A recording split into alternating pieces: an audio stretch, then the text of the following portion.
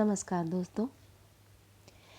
जैसा कि हम जानते हैं कि सिंहासन बत्तीसी 32 पुतलियों की कहानी है।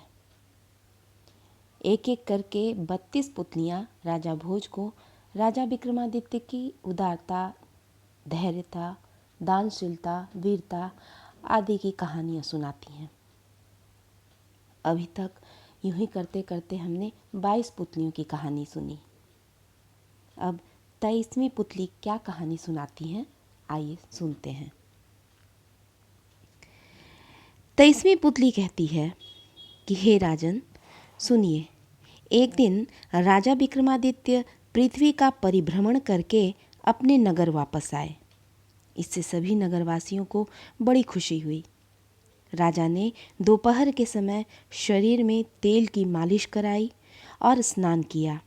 उसके बाद चंदन, वस्त्र आदि से अलंकृत होकर देव मंदिर में गए।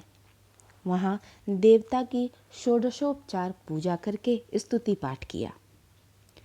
त्वमेव माता च पिता त्वमेव, त्वमेव बंधुश्च सखा त्वमेव, त्वमेव विद्या द्रविणं त्वमेव, त्वमेव सर्वं मम देव देव।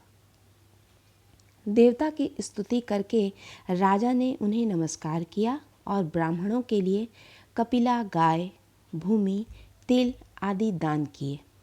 उसके बाद दरिद्र, अंधा, बहरा, कुबड़ा, लंगड़ा और अनाथ आदमियों ने भी राजा से प्रचुर दान प्राप्त किए।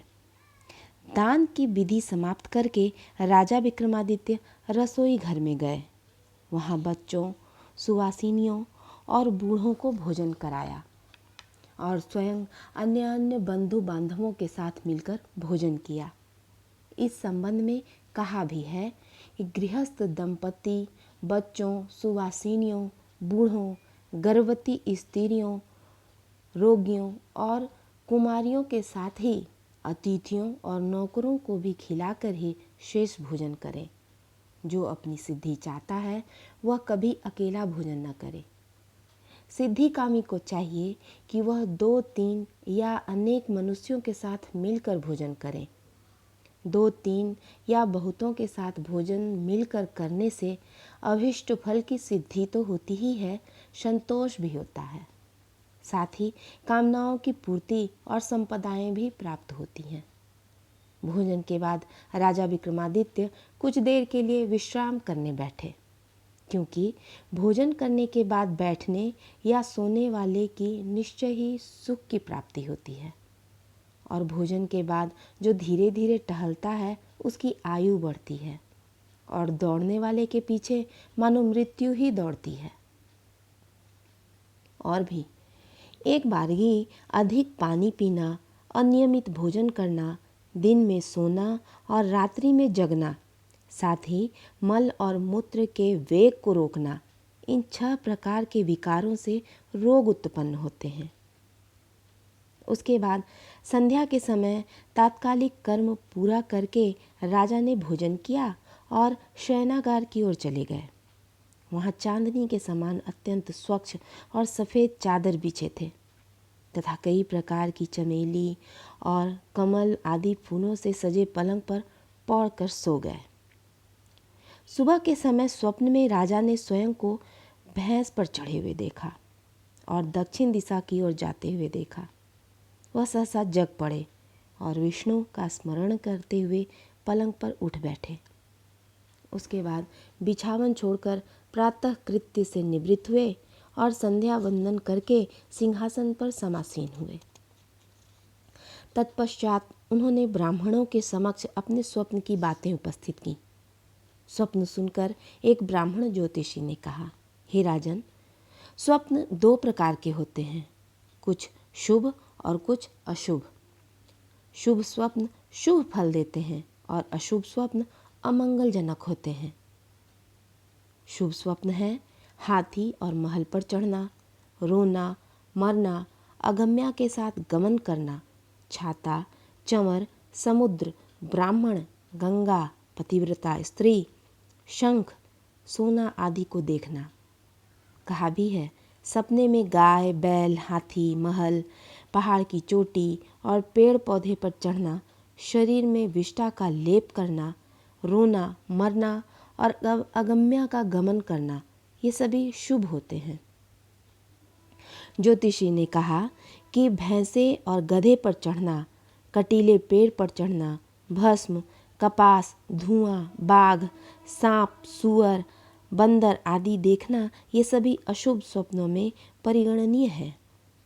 कहा भी है, सपने में जो गधा, ऊंट, भैंसे और बाघ पर चढ़ता है उसकी मृत्यु 6 महीने के भीतर निश्चय ही हो जाती है। और भी रात के प्रथम पहर में स्वप्न देखने से 1 वर्ष के भीतर उसका फल मिलता है, दूसरे पहर में देखने से 8 महीने के भीतर, तीसरे पहर में देखने से 3 महीने के भीतर और गो विसर्जन की वेला यानी उषा काल में स्वप्न देखने से तत्क्षण फल प्राप्त होता है। ज्योतिषियों ने आगे बतलाया, हे राजन, अधिक क्या कहें, आपने जो स्वप्न देखा वह आपके लिए अमंगल सूचक है। राजा ने पूछा, हे ब्राह्मण, इस दुस्वप्न के अरिष्ट की शांति के लिए क्या करना चाहिए? सर्वज्ञ ज्योतिषी ने कहा, आप स्नान करके पहले पूज्य नारायण का दर्शन कीजिए, उसके बाद विभिन्न प्रकार के आभूषण और वस्त्र ब्राह्मण को दान में दीजिए, फिर दूसरा वस्त्र पहनकर देवता का अभिषेक करके नवरत्नों से उनकी पूजा कीजिए।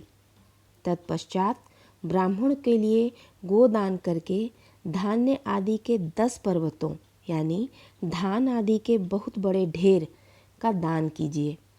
साथ ही अंधे, बहरे, कुबड़े, लूले और अनाथों को भी प्रचुर दान दीजिए। इसी अनुष्ठान से और ब्राह्मणों के आशीर्वाद से आपके दुस्वप्न से उत्पन्न होने वाले अशुभ फल का नाश होगा और आपका मंगल होगा। राजा विक्रमादित्य ने शास्त्रज्ञ ज्योतिषी की सारी बातें सुनकर यथोक्त पूजा आदि संपन्न करके अपने खजांची को बुलाया और 3 दिनों तक प्रचुर धन बांटने का आदेश दिया। जिसको जितने धन की तृप्ति हुई उसने उतना ही धन लिया। इस कथा को सुनाकर पुतली ने राजा भोज से कहा, हे राजन, आप में यदि ऐसी धीरता, उदारता और दान शक्ति है तो इस सिंहासन पर बैठें। राजा भोज निरुत्तर रह गया।